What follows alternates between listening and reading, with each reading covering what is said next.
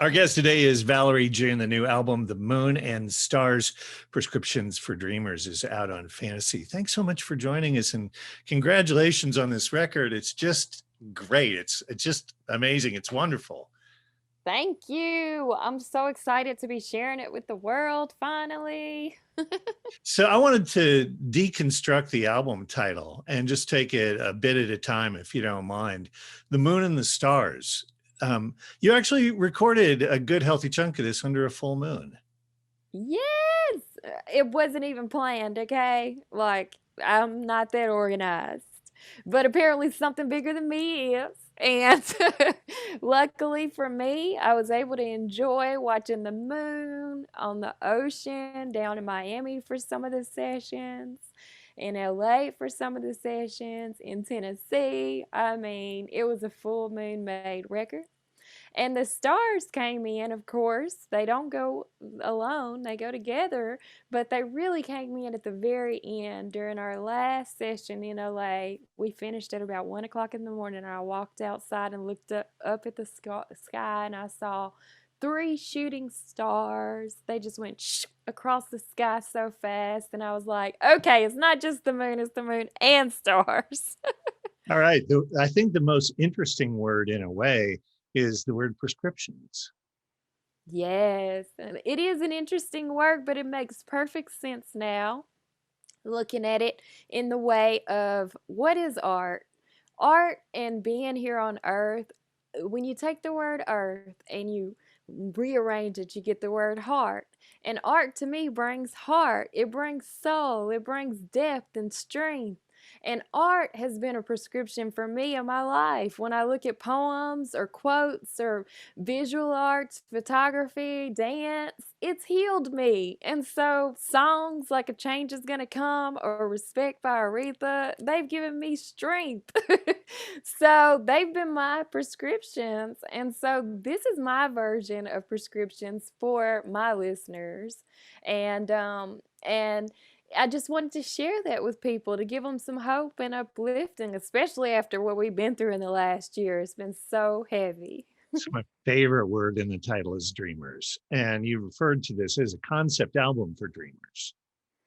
It is, and the reason why is because when I look at my favorite book of all time for a dreamer, it's The Alchemist. And in the book The Alchemist, there's a boy who's on a journey to find his treasure. And I believe that every person, when we first come to Earth, we have a dream, like Dr. King had a dream. And your dream can be big or small. And every day we have dreams. Like I have a dream now of what my garden's going to look like by the time I reach summer, midsummer. I want all of those blooms popping and the color and the vegetables and bees and butterflies. I'm ready. So, So dreams are very important involved in life. and so you actually got like maybe the bigger side of dreams from your dad, who was a construction worker but wanted to be a concert promoter, and maybe the smaller ones, although maybe not so small, really, if you look at it honestly and fairly, your mom, who just wanted to be a mom. She did, and my dad, he was not a construction worker, he owned a construction Ah, business, okay. and so when you are a Black man in the South and he's no longer with us, but you have 5 kids and a wife to feed on your own, with your own business, that is not easy. You are dreaming for real. But he did it, and he was able to keep us all clothed and fed, and then he also had the dream of the music business. So he did that one, and there were ups and downs with that one. That would take a lot from his construction business income to keep that one going. So I saw the juggling of dreams. I saw the fierceness of dreams and the sweat that dreams can make you have sometimes. I saw a dreamer in action every day and living with my dad. And your mom wanting to be a mom, she, you know that is it's in its own way a very big dream, but she also uh liked to paint, and so you saw art coming at you from all sides, really. It was so wonderful to be born into this world and have a mom who had an easel set up in the living room, who had oil paints out all around, and just growing up around that and seeing how creative she is. That was super inspiration for me. I was like, I don't just need to learn how to draw. It's in my DNA. I have to draw. so so it's been so great just watching her, and she can build anything, decks, redo a bathroom. I mean, she is a superwoman when it comes to creativity. She's like, let me just read on that and watch a video and learn how to do it. So, I want to get right into the song, um, Call Me a Fool, because, thematically, it's just such a great message that, and I think it's such a good idea to brace yourself, knowing that, hey, you might be a fool if you go chase this. That's kind of the price. And if you know that up front, it makes it a little bit easier if you do hit a little bit of a snag along the way. Um, That's true, and you will. If you're a dreamer, that's one thing for sure. You're gonna hit a snag along the way. That's just how it is when you're a dreamer. One of my favorite philosophers is a guy named Joseph Campbell, and he says, if you're following a path that's totally clear, then that's not your path. You want to be on the path that's you got some stuff you need to clear out. There's a thicket there, and you go in and you clear it out to get to the flowers, right? yeah. so So for every track on your new album, you have attached a poet or a proverb or some kind of inspiration to each track. And you had somebody that you have really loved for a very long time step in and give you the spoken intro for the proverb that went along with Call Me a Fool. She is Carla Thomas, and she is the queen of Memphis soul, they say. But to me, she's the fairy godmother of this record. So, the fairy godmother of the super dreamy Moon and Stars prescriptions for dreamers. And she says, only a fool tests the depth of the water with both feet. She warns the dreamer. She's like, are you sure you want to dream? Are you sure?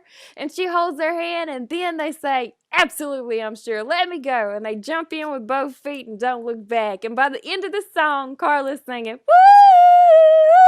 woo, with the dreams. It's just joyful to have her as the person who's the guide. She's the guide of the whole record, and she guides you along the way. She's like, are you, just making sure that you're ready. It's almost like call and response in a way. I do actually love the fact that you just lost your earbuds, because in the CBS Sunday morning performance, you were so impassioned singing this song that the flowers were flying out of your hair. That's true. And with that particular moment, I was like, well, you know what? That's what the song is about. So I'm not going back.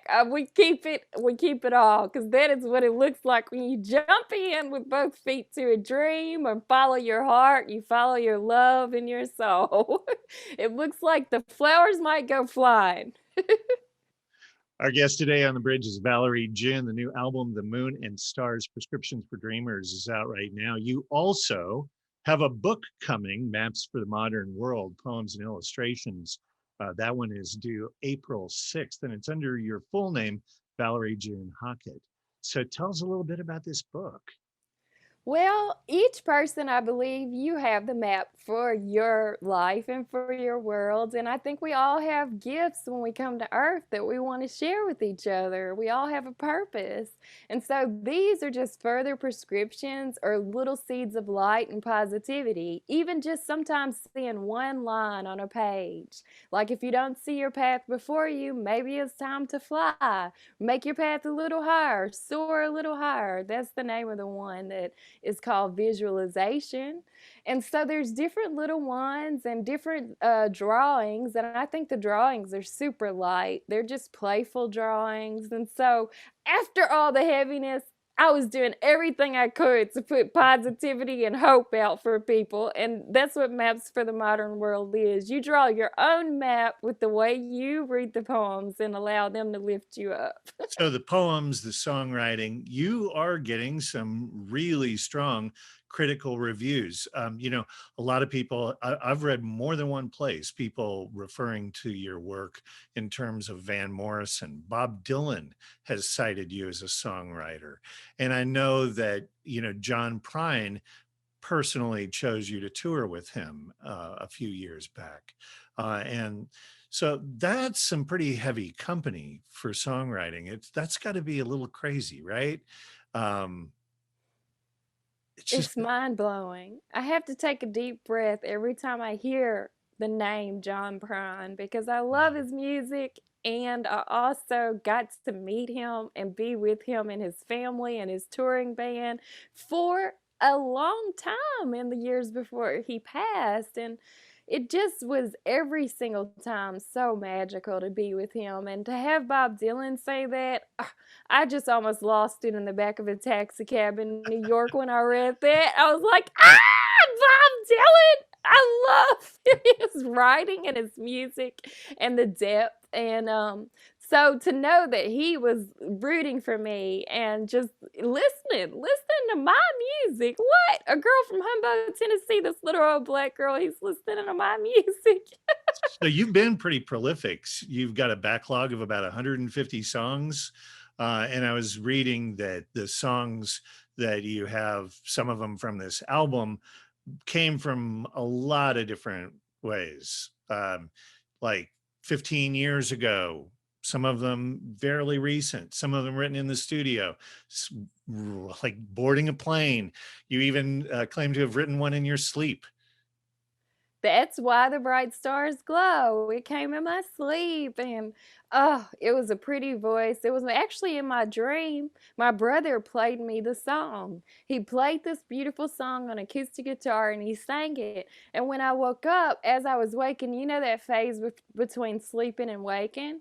I was like singing, why the bright stars glow. Just say I, again and again. And I contacted my brother. I was like, did you write a song called Why the Bright Stars Glow? He was like, what? What are you talking about? I was like, well, you did in my dream. And it was a hit in my mind. In my dream, I was like, that's the best song I ever heard in my whole life. But I didn't hear the whole thing. And so as I, weeks went by and I just kept repeating, say I, again and again, and why the bright stars glow, and the rest came. It just came, the rest of it, and I was just so happy. And when he heard the song for the first time, the record was finished, and I played it for him before the world hears it, and he was like, "Play it again, play it again, play it again," because he didn't know that he had this cosmic connection with this song, but he did. Our guest today on the bridge is Valerie June. The new album, The Moon and Stars, Prescriptions for Dreamers, is out right now on Fantasy. The book, Maps for the Modern World, Poems and Illustrations, coming out April 6th from Valerie June Hockett. And I did want to talk about the recording of this album because it's kind of like so different. There are so many different sounds that are a part of it. First of all, just talking about genre for half a second, people have linked you to gospel, blues, folk, soul, and country, but you have also long been a fan of African music. Oh, yes, for a very long time. Actually, when I lived in Memphis, uh, I was 18 and now I'm 39. Oh God, that's going by fast. But I first was introduced after falling in love with Bob Marley, of course, to Fela Kuti. And when I listen to Fela's music and I hear these songs that seem like mantras that go on, repetition of the same kind of drone and stuff, I listen to that and I'm like, wow, that's beautiful. And so songs on my record like Within You or Stardust Scattering, they're very influenced by that sound. And also of the drones of Ali Fakaturi, who's very similar to people like Junior Kimbrough and Jesse May Hemphill from my side of the world. And I just see all music, literally, it is the universal language. You start following the well down in one genre of music and it'll meet the other one. And then on from there and then to different continents it'll meet. And so I see it as one factor that can bring us together, one factor that we share commonly, similar to breathing. We share that as a common theme. And Ray Charles, he said, music is like breath. It is like drinking water, basically. You can't live without music. It's everywhere. The thing about genre in this record is you can feel some of the different influences bubbling up, and you hear little things, but you are never in service of the genre. The genre is always in service of you. This is like an album that just puts who you are right out there, and that's not really a question. It's just a compliment. It's an amazingly beautiful record. I wanted to mention producer Jack Splash, who was your cohort on this record, worked with Kendrick Lamar, Alicia Keys, and John Legend, and there are some things in this record that are very spare, and he allowed that to happen. But then there are other songs like 15 People, kind of going off, kind of crazy, right? It's unbelievable, the musicians and the magic that he brought to the room.